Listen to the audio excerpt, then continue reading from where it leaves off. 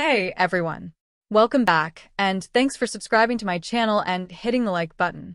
Thanks a million. Today's presentation is a little different. It is on the topic of Lord Krishna and Allah, a mythological dialogue. This dialogue is created by the AI of Elon Musk.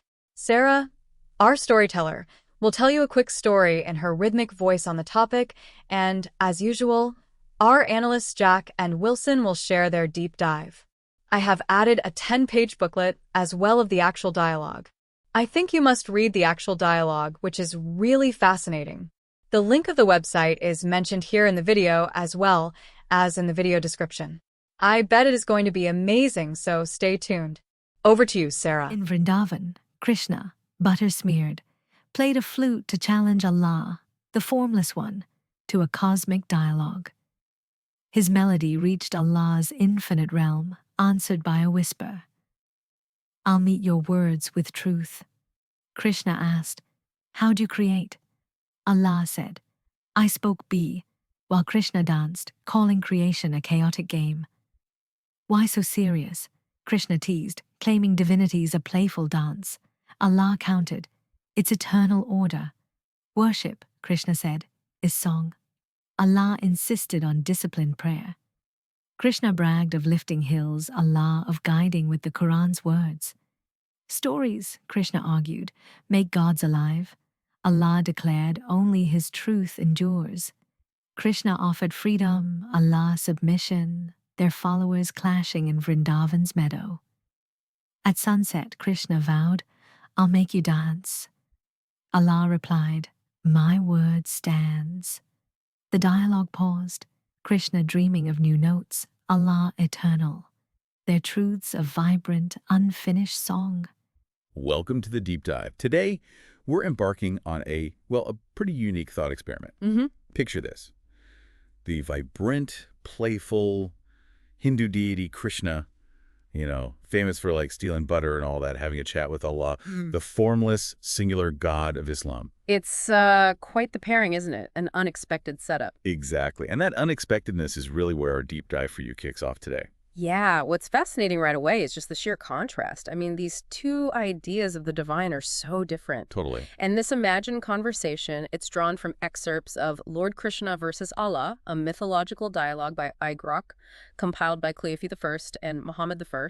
It gives us a chance to look at some really big questions from a fresh angle. Right. Think of this less as some kind of theological debate and more as a way for you, our listeners, to explore these fundamental ideas, creation, what divinity even means, worship, miracles, stories. And that whole tension between freedom and submission. Yeah, exactly. Yeah. Our mission today is basically to use this kind of imagined mythological meeting to unpack these concepts, hopefully in a new and insightful way for you. And we'll pretty much follow the structure of this dialogue they imagined. So starting with how they each see creation, then moving through the nature of divinity, their approaches to worship, miracles, and even mischief. The importance of stories, that freedom versus submission thing. And then finally, this really interesting bit about their followers meeting.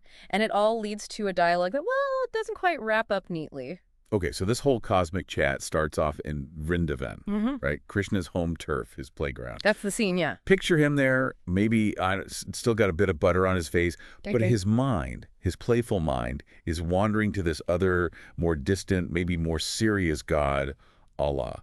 What's the first thing that strikes him? Well, right off the bat, Krishna sees Allah as totally formless, singular, which is, completely different from the very vibrant, story-filled world that he exists in. This idea of formlessness, sometimes called transcendence in theology, it really emphasizes God existing beyond the physical world, beyond what we can directly sense. And Krishna, being Krishna, he's curious, right? He wonders about this God who commands such seriousness. Naturally. But it's not just passive curiosity. He actually sends out this playful invitation, like a melody from his flute, across the cosmos, asking Allah for a chat. Let's talk, solemn one, something like that, sent via music. You got to admire the nerve, really. Totally. And that act itself just perfectly captures Krishna's whole personality. He's direct, he engages through playfulness. The flute music becomes this symbol trying to bridge the gap between his tangible world and Allah's more abstract, formless realm.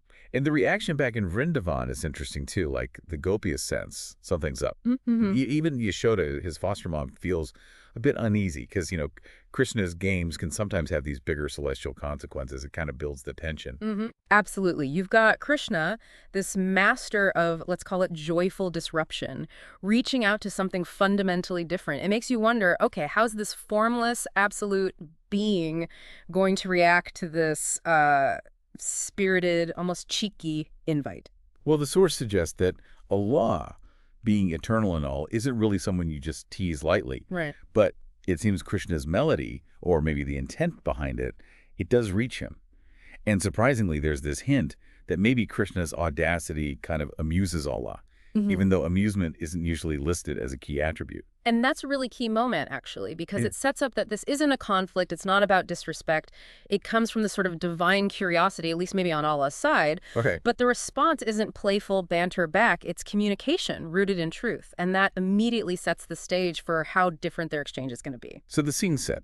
Krishna, surrounded by his devotees, ready for something he probably can't fully imagine. And Allah, in his infinite essence, preparing to meet this playfulness with, well, absolute truth. It really makes you wonder, what common ground could they possibly find? And that's the big question we're diving into for you today. Their first exchange, it focuses on creation. Pretty fundamental starting point for any divine discussion. Makes sense. Krishna, in his usual vibrant way, describes his own birth from Vishnu's will. He says his purpose is to dance through worlds, create chaos, and mend it with love. It's very personal, very active, wouldn't you say? Totally. Yeah, he sees creation as this dynamic, ongoing thing, almost like art in progress. And then you get Allah's response, which is almost the polar opposite in its simplicity and just sheer authority.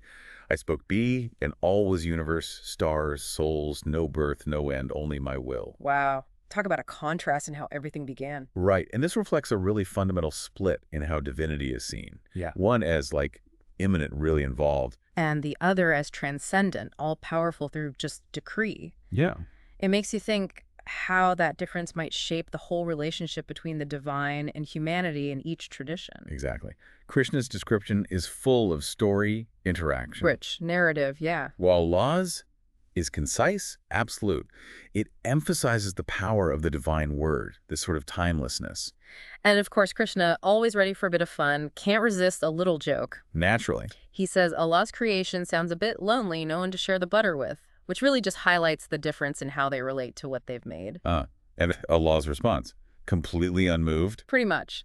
My creation needs no partner, it submits to purpose. That really drives home the idea of divine sovereignty, that creation exists only through and for the divine will. Krishna then frames his creation as more of a game full of mistakes and fixes, contrasting it with Allah's order where every atom obeys my command. It's such a stark contrast, again, the playful, interactive God versus the formless one emphasizing absolute control. It's something really interesting for you, the listener, to consider. Does this resonate with different ways you've maybe thought about order and chaos in the universe? Yeah, it raises those big questions about divine involvement. Is it constant, playful intervention like Krishna suggests? Or is it this overarching, unchanging order? Even the side comments, like from Krishna's followers, add to it. A cowherd asks if Krishna made the stars. And Krishna's like, maybe I tossed a few up for fun.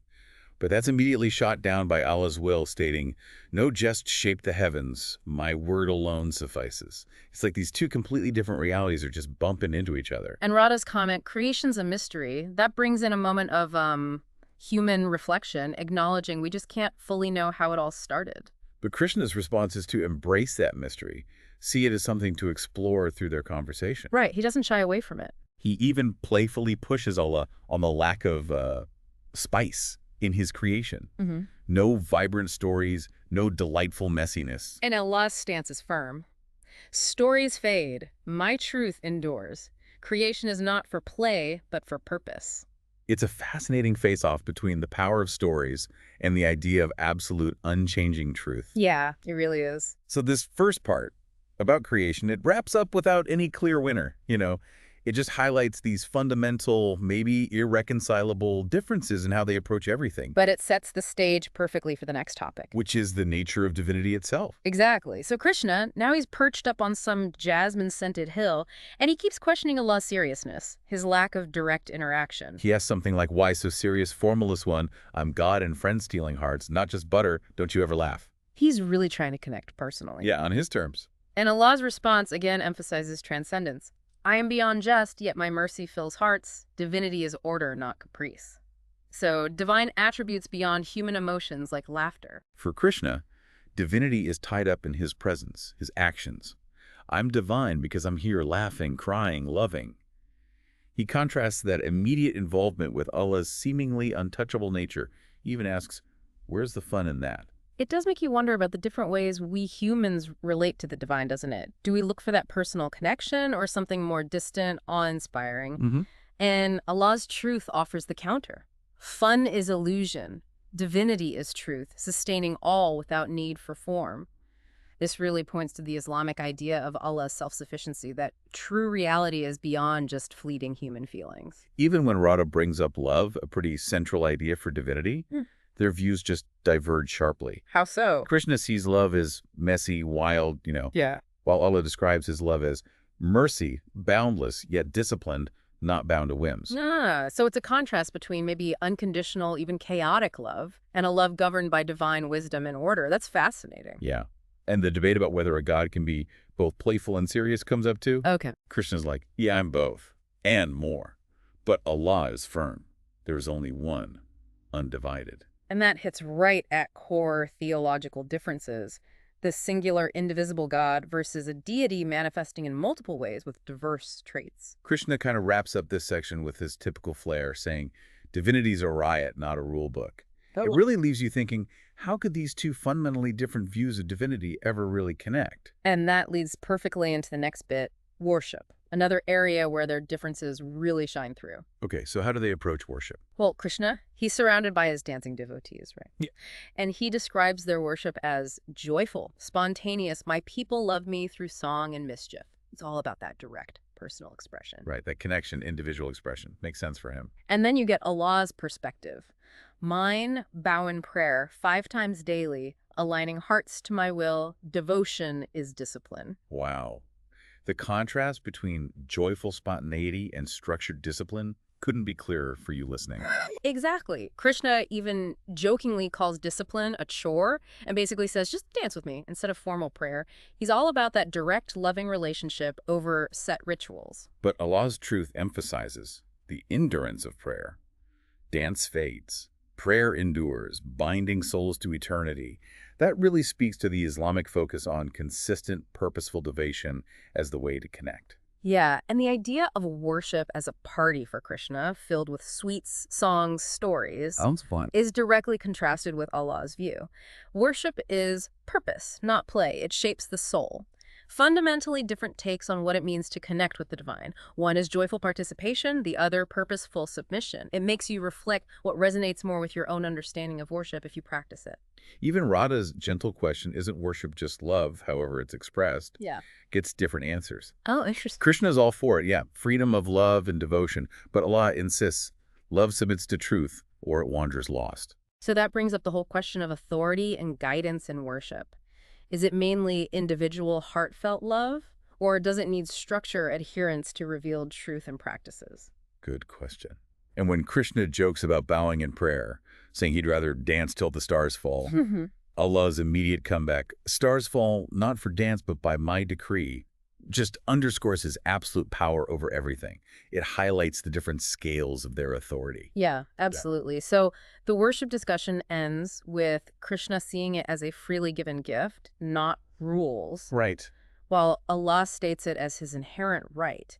It leaves you really pondering the motivations, the nature of that connection between the divine and the devotee in these two views. Okay, so moving on from worship, they get into miracles and mischief.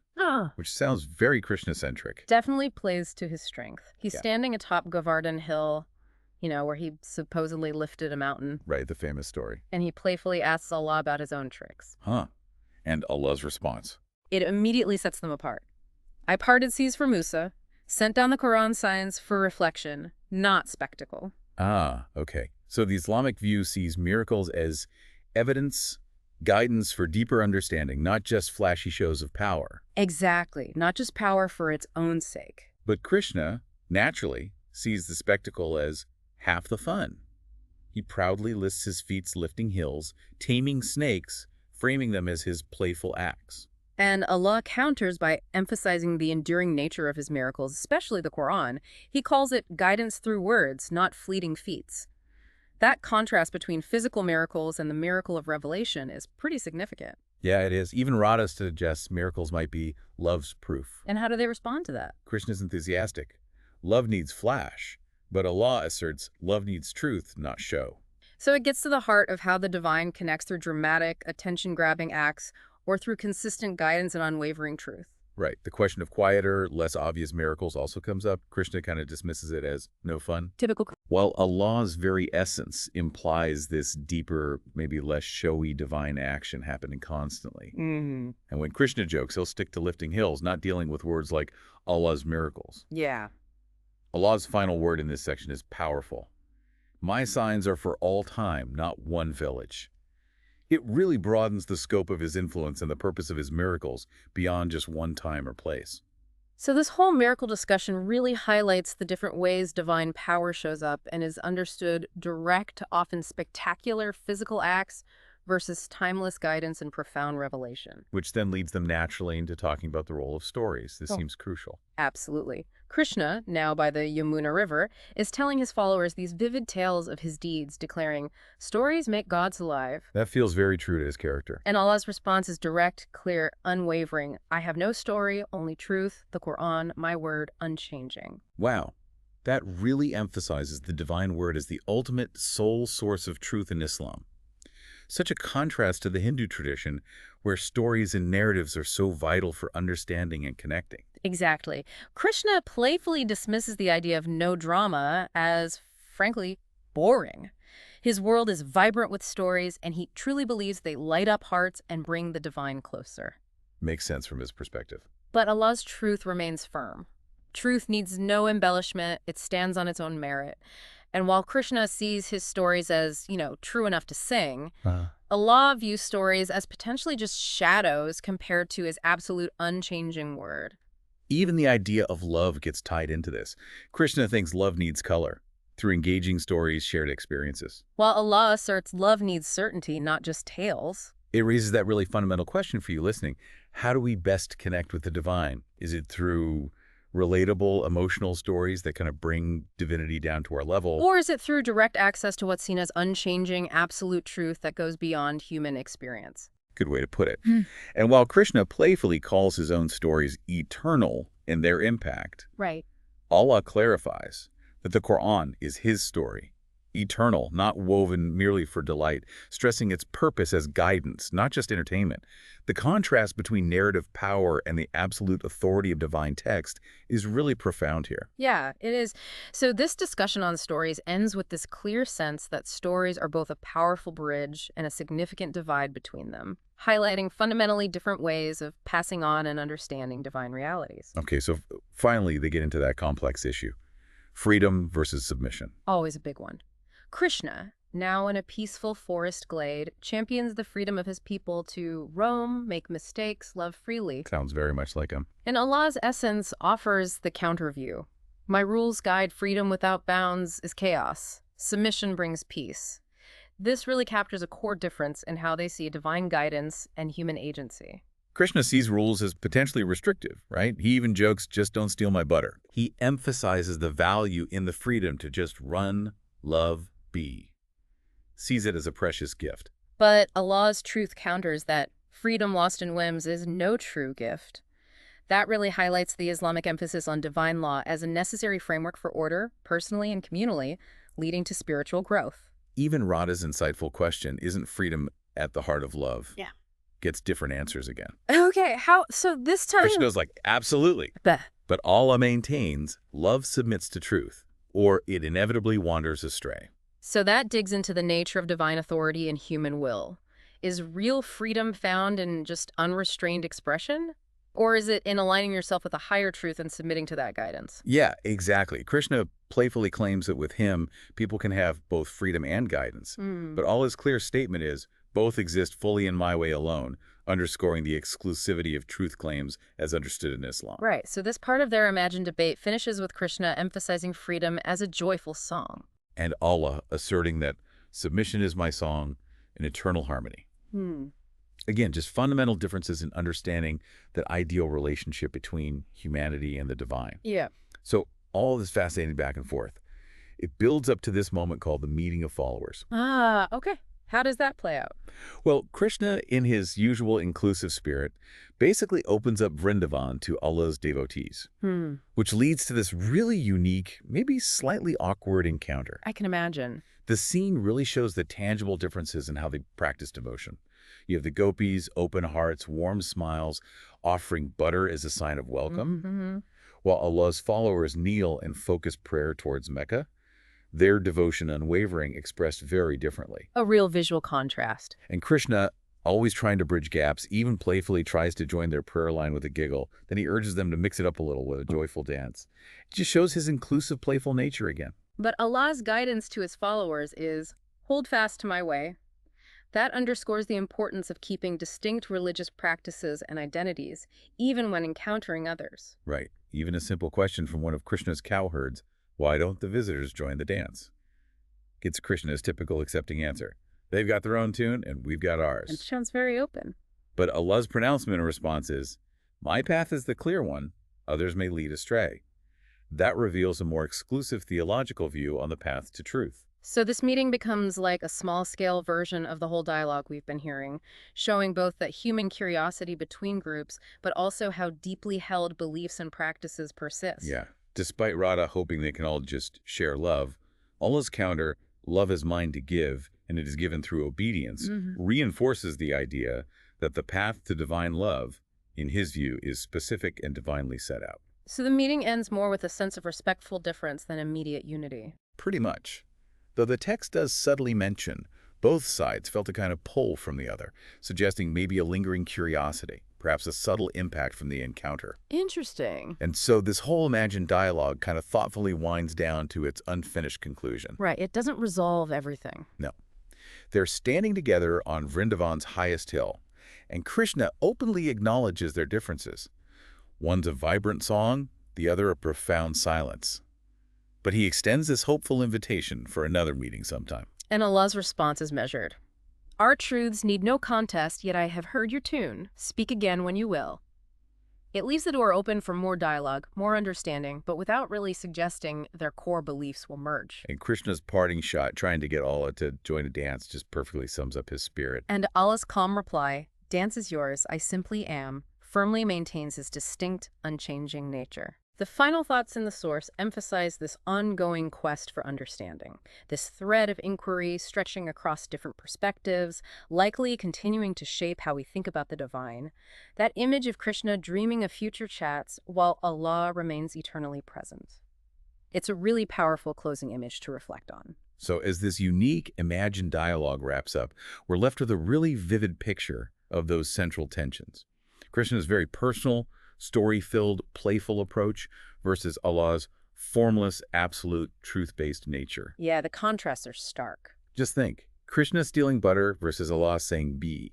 Krishna's dance versus Allah's prayer. Krishna's miracles as play versus Allah's as signs for reflection. And like the source title suggests, the dialogue is intentionally left unfinished, which feels right, actually. It mirrors how complex these philosophical and theological discussions really are and always have been. True.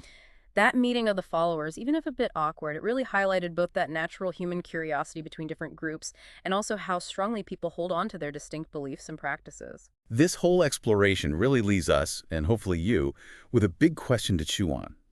What does this imagined conversation, with all its sharp contrasts, suggest about the many different ways humanity tries to understand and connect with the divine?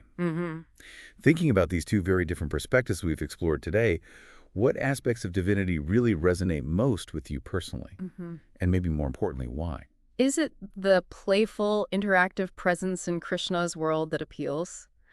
Or is there more meaning for you in the idea of adhering to a formless truth, like with Allah?